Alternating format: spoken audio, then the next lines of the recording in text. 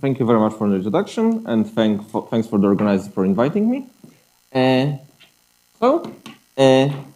Because I want to say something about general linear growth functionals, first, to have a feeling of the result we will aim to prove, let's discuss two important model problems.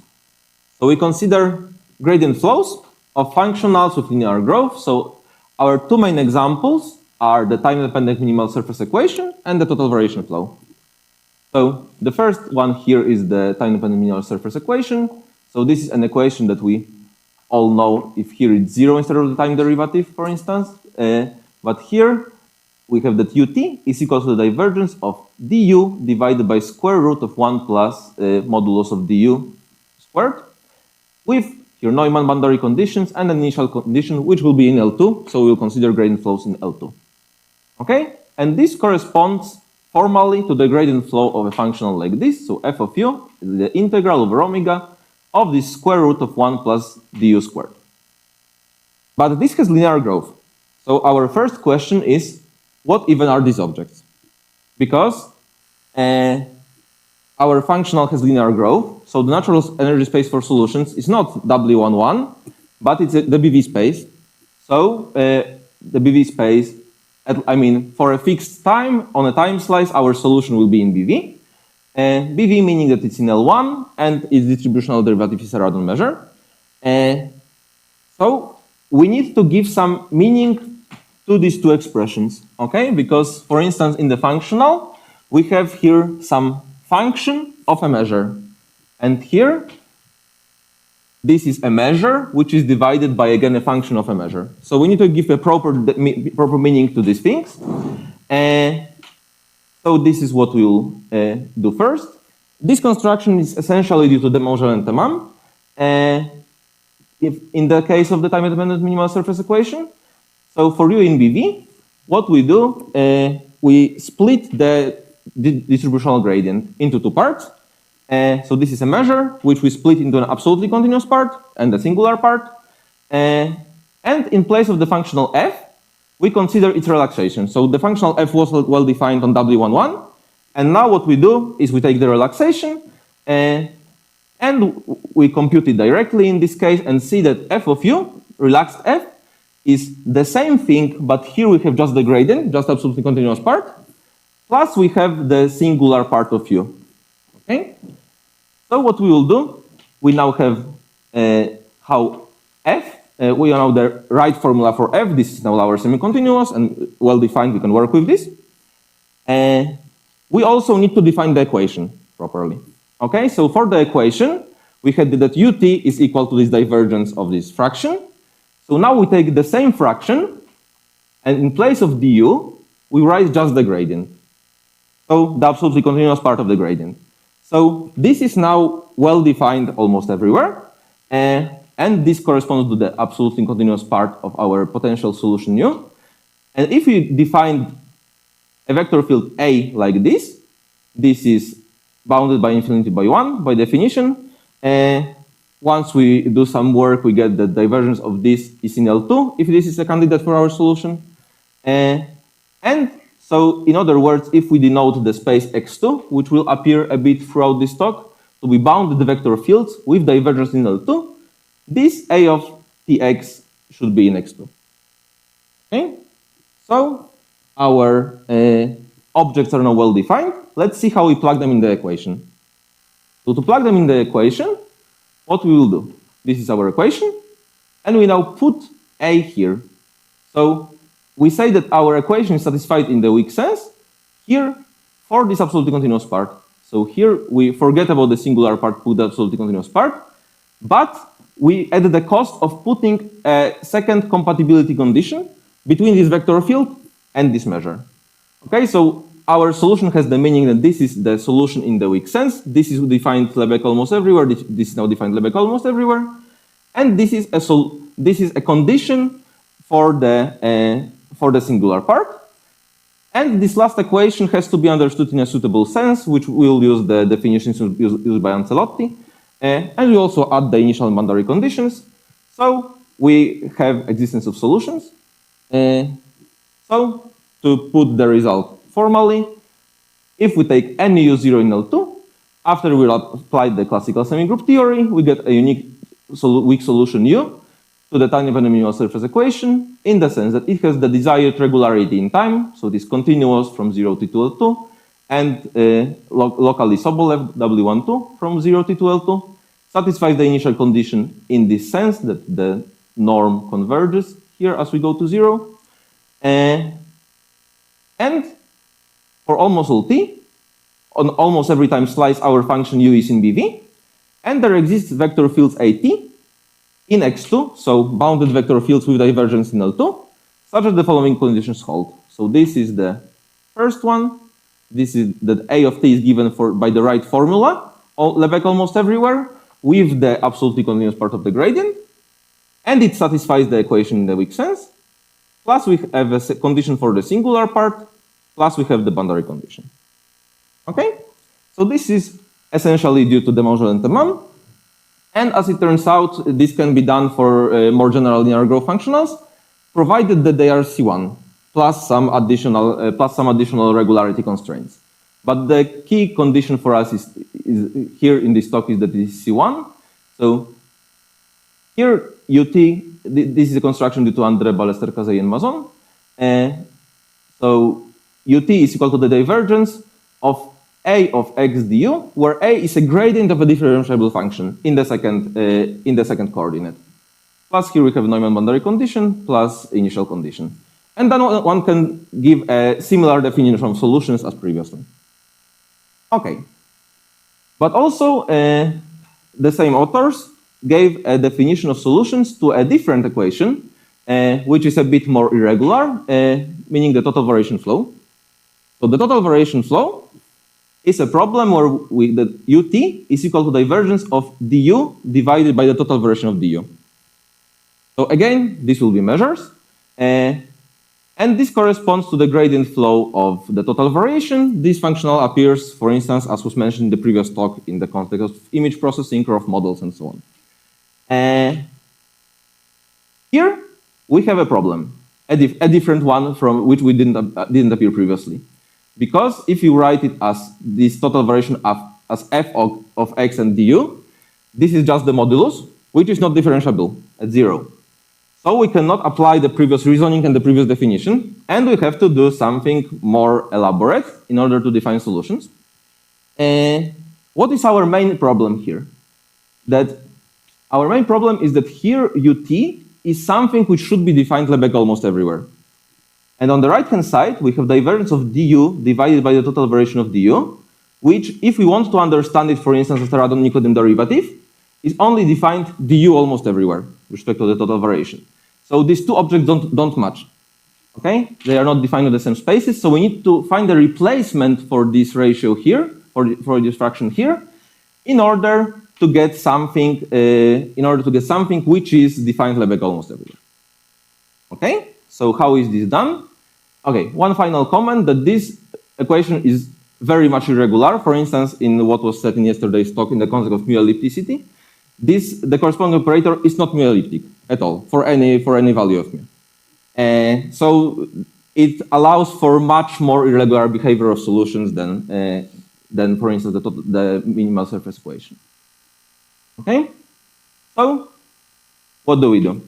Again, the natural energy space is BV, and we want to replace the right-hand side by some vector field. And in this time, we don't have a formula for it. So we will just say that we want to show existence of a vector field, which might be even non-unique, so which is bounded with divergence L2, bounded by infinity by 1, which satisfies the equation in the weak sense.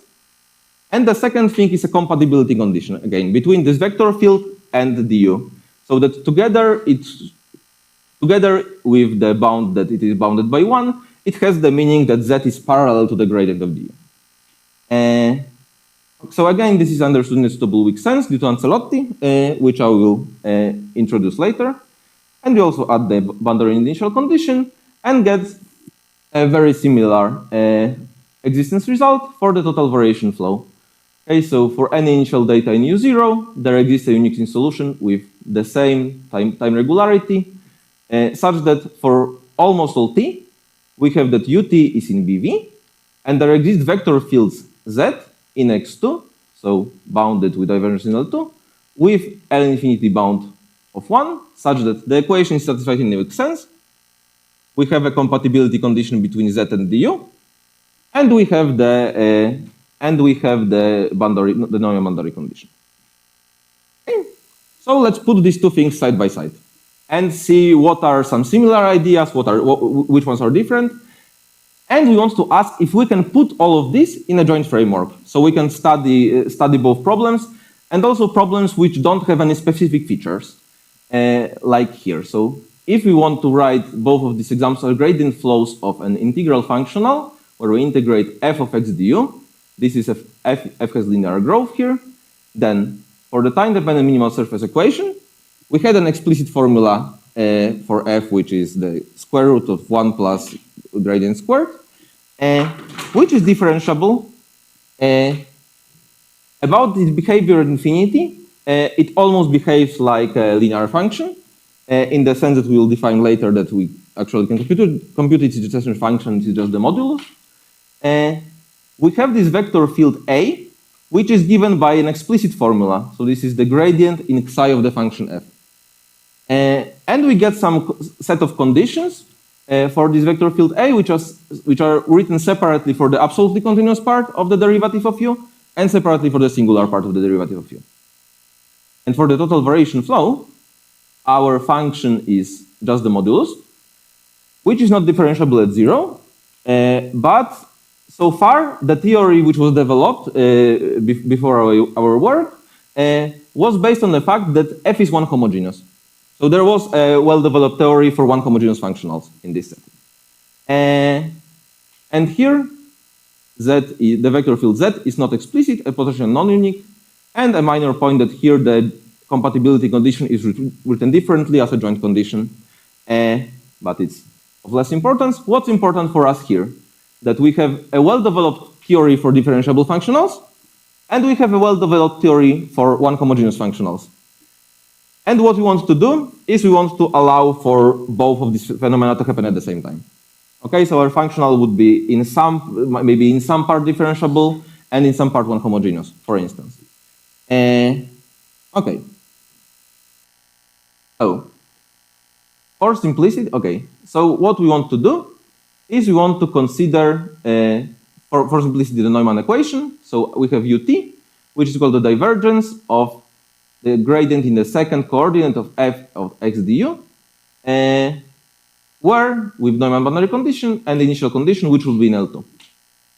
And for the study of the Neumann problem, we only need two assumptions in general. So our function f will be continuous, convex in the second variable, and it has linear growth, meaning that we can bound it from above by a constant times 1 plus psi. And the second condition is that the following limit exists, which is called in general a recession function, sometimes also denoted by f infinity in place of f0. So the following limit exists, that if we rescale in the second coordinate, and so we here divide by t in the second coordinate, here we add t and pass to 0, the resulting function is jointly continuous. What is important here is that these are conditions on the behavior at infinity of our function. So whatever may happen at 0. So in particular, we don't care if we have a discontinuity at 0. This works very well if our function. Our function may have some problems at 0, but our conditions only see the behavior at infinity. Okay? So these are conditions for the Neumann problem. For the Dirichlet problem, we also need to add symmetry of f to deal with the boundary integral. But for the Neumann problem, these are our only requirements. Okay. So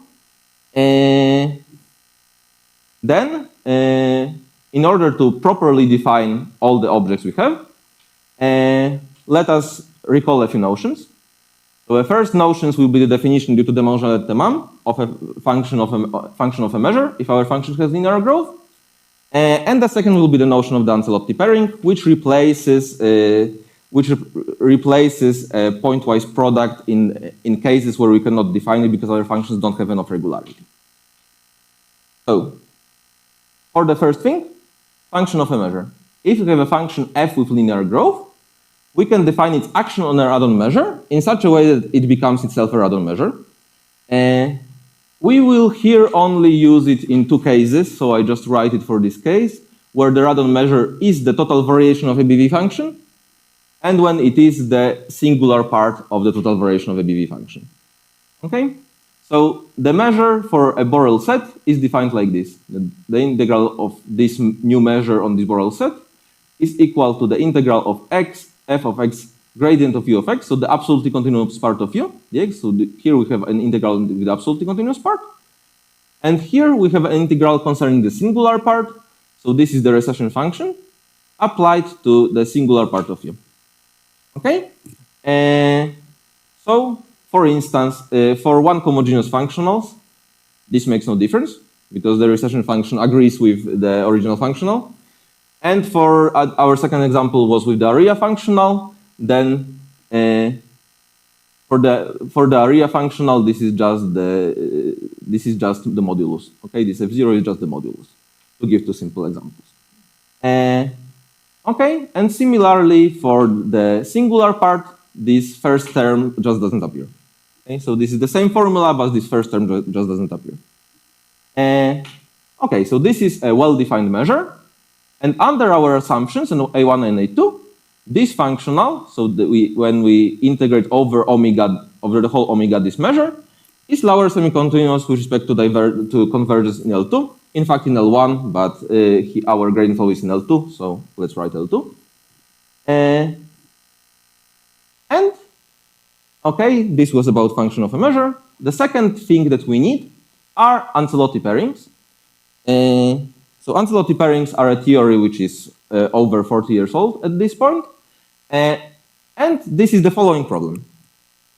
Okay, so we have a vector field which is not very regular. It is bounded with divergence in L2. And we have a function u which is in BV and L2. And we want to write z times the gradient of u. Okay, to use it in our definition of solutions. But we cannot do this because z is a function in L infinity, du is a measure. Okay, so what we do is we really want to write this. We really want to write this as a pointwise product, but we will write this formally via integration by parts. Okay, so we define this as a distribution whose action on this function is equal to minus of omega. Phi is a smooth function of compact support. U phi divergence of z dx minus the integral over omega of u z times the gradient of phi dx. And if this was sufficiently regular, by integration by parts, we will just recover the pointwise product. So this is under our assumptions. This is well defined because u in L2 is in L2, phi is a smooth function, divergence of z is in L2. And for the second term, u is in BV in L2. Okay, so probably this is in L1, and this is in L infinity because it's a L infinity times something smooth. Okay, so this is well defined under our assumptions. It turns out that this is actually a radon measure, and this radon measure has the following property, that it is absolutely continuous with respect to the total variation under our assumption that u is in BV, and even with a bound given by the L infinity norm of z. Okay, this is the final introduction slide, I promise. So one can verify that this measure actually agrees with the pointwise product if our function is regular enough. And also to give a term on some result on the singular part, we also need to split this into, so we split this original pairing into a pairing for the singular part and the pairing for the absolutely continuous part. And this turns out to also be a bounded radon measure with very similar properties. So our goal is to provide a characterization of solutions to gradient flow of functionals of the type the integral over omega f of x du under our minimal assumptions on it. So our definition is as follows: that our initial datum is in L2 because it's an L2 theory. We work in L2 in this entire talk, and we say that we have a weak solution to the Neumann problem if U has the usual time regularity, so continuous from 0 t to L2 and locally Sobolev from 0 t to L2, satisfies the initial condition, and on almost every time slice, U of t is in BV, and there exist vector fields in X2, so bounded with, so they are bounded with divergence in L2, such that the equation is satisfied in a weak sense. Z of t lies in the subdifferential in the second coordinate of x gradient of U, so the absolutely continuous part of the gradient at t, Lebesgue almost everywhere. This is the condition for the absolutely continuous part. For the singular part, we have that Z of t times ds of U, in the sense provided on the previous slide, is equal to the recession function applied to dsu as measures. And we have our boundary condition. Okay, so to compare this, for instance, to the minimal surface equation, because f was differentiable, this was our formula for our vector field A. Okay, and for the total variation flow, these two conditions jointly mean that Z is bounded by infinity by 1, and we have this condition for the usual enthalpy product. Yes, because we have to merge our condition for the absolutely continuous part and for the singular part. Okay, so we cover our examples, and we can do much more general functionals under really minimal assumptions with this setting. So let's present an outline of proof how this is achieved. So yeah, sure. Concerning your assumptions on F, which you had so on, I think, slides 14. Yes, exactly. I was interested actually in the first one. So you say that linear growth is encoded by that you really estimate the modulus. Yeah. Okay. So my question is this: why I'm a bit confused by this, because I would expect here that you need some coercivity on F. Because if you, for instance, take coercivity is encoded here, in fact, by convexity. But either you are flat, or if you exactly. Are not. So this is my question. So if you take f is equal to 0, so I'm just confused because usually for this you also need something from below, right? And if you take f to be 0 and you go to your theorem, so I'm just wondering what I'm missing. Because if you take f to be 0, then the second line tells me that set of t is 0 everywhere. So this tells also that u, the time derivative of u is 0, and so the question is u is constant in time, and then the question is then u is basically, because u 0 is u naught, u is basically bound to be u naught all the time, and then the question is, why does it hold? I think that if this is 0, then this says that we don't control that at all. It's the opposite.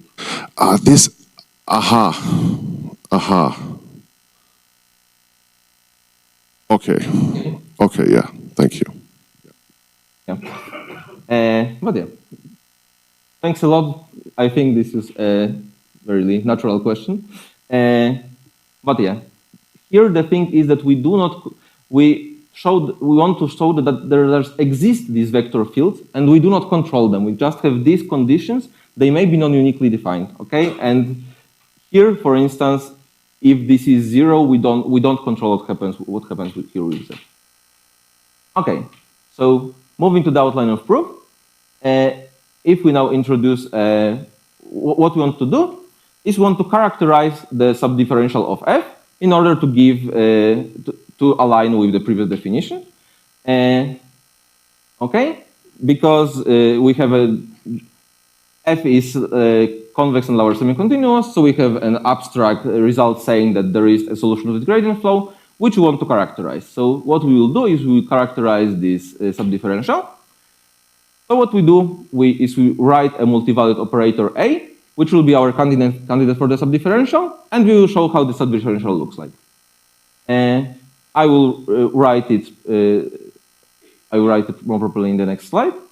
So just as a strategy, we introduce our operator. We show that it lies in the subdifferential, which in particular means that A is monotone. And then we show that A is actually maximal monotone by verifying the range condition. So it has to agree with the subdifferential, and our characterization will be complete, because we now can apply the abstract theory. So our operator is the following, is that UV is in this A, if and only if, okay, UV is in L2 because the operator is in L2, U is in BV, and there exists a vector field Z in X2, so bounded with divergence in L2, such that minus divergence of Z equals V. And we have this condition with the subdifferential, this condition on the singular part, and the boundary condition. What we need to do is we need to show that it coincides with the subdifferential. The proof of the inclusion is actually simple and follows using Green's formula, so let's concentrate on the second part. So what we need to do to verify a range condition is write this in terms of the function of the operator A, which maybe is not exactly as important what is written here. But what I want to say is that we change our parabolic problem in a sense to an elliptic problem with added G here. And here our G, which we need to verify, is in the first equation, and the rest of equations are independent of G. Okay, so they only include the vector field Z and the function U. And we will find this U and Z by finding a tricky way to put this in a duality framework. So write a minimization problem for which a corresponding maximization problem which will give us the vector field Z. So we will write a minimization problem for which U is a solution, and for which the solution of the dual problem will be this vector field Z. Okay? So to put it in the framework, I want to just have the same notation. Let's write the Fenscher-Rockefeller duality theorem to have the same notation here and on the next slide. So we have two Banach spaces, an operator which is continuous and linear between these Banach spaces, a convex functional from one space, a convex functional for the second space, and we minimize the problem of this type, so E of AU plus G of U.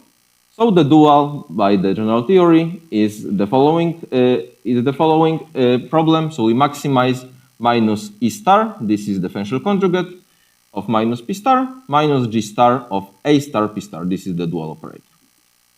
Okay, so to put this in the, let's skip this. To put this in the same framework, we now take U being equal to W11 intersected in L2. Yes, now we put W11 because for the primal problem, we don't need existence of solutions to apply this result, and it's easier because we just control the spaces. For V, it will be more difficult. And for V, we put L1 on the boundary times L1 from omega to Rn inside.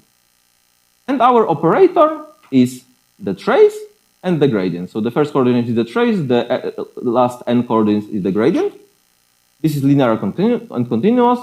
And if we now denote like this, so we split every point in the target space into the first coordinate with the trace and the second coordinate, which will be a vector, we write our functionals to be minimized like this. So E depends only on this second term, because the boundary term we put equal to 0 because of the Neumann boundary condition. And the second term is the integral of over omega of f, x, and these last coordinates of P. Okay? So minimization of E corresponds to minimization of our integral f. We just put it in this framework to use the same notation. And our second functional will be something to ensure that we get the desired condition involving the function g. This is just cleverly written in order to have our desired condition for g. Okay? So we compute all the objects which are needed to apply the theorem. And first we show that whenever P star is admissible in the dual problem, we have by definition of the dual problem that G star of A star P star is finite, which implies that A star P star is in L2. Okay, so this is our so this is our first result, and then because the adjoint of the gradient is the minus divergence. In a distributional sense, what we get is that A star P star is equals to minus divergence of P star bar, so this vector with the last n coordinates, which is in L2. So our divergence is in L2, and so our vector field, which was already in L infinity, is in our desired space, X2. Okay, so this was our first part of the reasoning. Second part of the reasoning is that we can actually compute the formula for E, which is very simple, because on the first part there was nothing. So the dual to the zero functional is 0 if P0 star is 0 plus infinity otherwise. So this will be something to ensure our Neumann boundary condition is satisfied. And the second part, we just added this convex conjugate inside. Okay? So what we write this functional now, which is defined over the whole L2. And we say that in L2 we can find the minimizer. So there is a function u such that which is in L2, not necessarily in W11, which realizes this infimum over W11. Okay? So u here is not necessarily in W11, but it is equal to the infimum over all functions in W11. Okay? So this is our function u, and our vector field will be constructed from the dual problem. So we apply the Fenchel-Rockefeller duality theorem because all the assumptions are satisfied. So this dual problem written here has at least one solution, and we have a set of conditions valid for all minimizing sequences. Okay, so this is saying that minus P star here is almost in the subdifferential of E, and here it's saying that A star P star is almost in the subdifferential of this. Okay, this is again given by the abstract theory, but what we will get is existence of this vector field of this P star with coordinates something on the boundary and a vector field, and we have two inequalities from which we deduce all our conditions. Okay? So, since E0 takes only value 0 plus infinity, we immediately get the boundary condition. Okay, so this P0 is the first coordinate of P. We can prove that this is equal to the minus, to minus P star here. Okay. Yeah, sorry. This should be just P0 star and not this normal trace. Here is the normal trace. So we get our boundary condition, and then from our condition number 2 on the previous slide given by the abstract theory, once we rewrite it and pass it to the limit, we get the divergence of P bar, so the last coordinates of the vector field of the P from the dual problem, is equal to A star P star, which lies in the subdifferential of G, and G was written in such a way that it has one element in the subdifferential. Okay? And from the second condition, so the condition involving E, we get our conditions for the absolutely continuous part and for the singular part. Because what we now do is we write this condition. So for the absolutely continuous part, we get something like this, which turns out to be just the condition that minus P star pointwise lie in the subdifferential integrated over omega. Okay, and because in general we have an inequality, we get this condition at every point.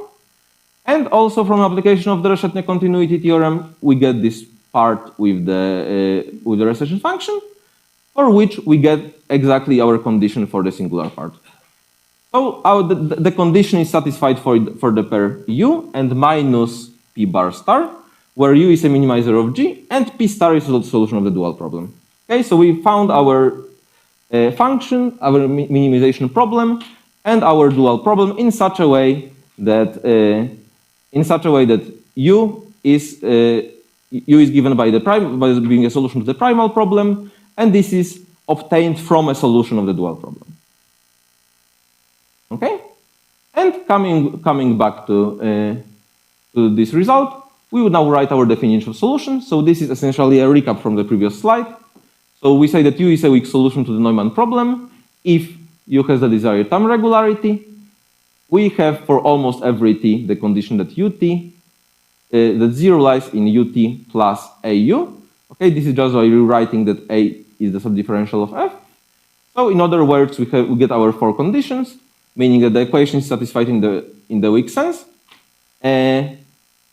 Okay, and our z and ni satisfy the conditions we obtain for the boundary term, and from our proof above, we get a condition for the absolutely continuous part and our condition for the singular part. Okay, and we get a corresponding existence and uniqueness result, which says that in the previous sense there exists a unique weak solution to this problem, and we also get similar results for the Dirichlet problem if we additionally assume symmetry of f. And we get a similar result for the Cauchy problem if we modify our first condition and we replace 1 by a function which is integrable, essentially. Okay? So, I think this will have 3 minutes. So in the 3 minutes, let's just comment on the use techniques. So the main techniques we used were the green formula for the Ancelotti pairing, so a very weak integration by parts formula. Pointwise estimate for the normal trace. So we used the results of Ancelotti and actually needed these exact estimates that the normal trace is given by a limit over some cones at the boundary, and a similar results for the Radon-Nikodym derivative of the Ancelotti pairing with respect to the total variation, the Reshetnev continuity theorem, and duality techniques. Okay, so this is a recap of what we needed. And as a final comment, I will just say that we can also apply duality techniques in a different setting, which is an upcoming work with Michał Łasica and Aleksandros Matsoukas. That if we now consider inhomogeneous growth, and we now don't want aim for a general functional, but we want to do something for inhomogeneous total variation. And then if we write some minimal here I write some minimal assumptions for our function phi. So this is measurable, non-decreasing in t, with limit 0 and infinity, and with a condition which ensures at least linear growth. So we call this a convex phi functions. And for this, in a paper of Eleuteri, Harry-Lehto, and Hasta, there was introduced a variable growth total variation. So this is defined like the total variation, but it allows for a phenomenon that on some part of the domain we have linear growth, and on some part of the domain we have superlinear growth. Okay? And then what we can do is we also can get a similar characterization of solutions. I will not write the exact assumptions here, but under reasonable growth assumptions for phi, we can characterize this subdifferential as saying that V is in BV, and there exists a vector field with finite energy, which satisfies such an integral condition, which I here wrote as an integral condition, but you can also write it in a pointwise setting as previously. Yeah. So we are mainly motivated by applications to image processing, basically to reduce staircasing in the total variation denoising, to allow for superlinear growth on parts on the domain. Okay, so I think that my time is up. So thank you very much for listening.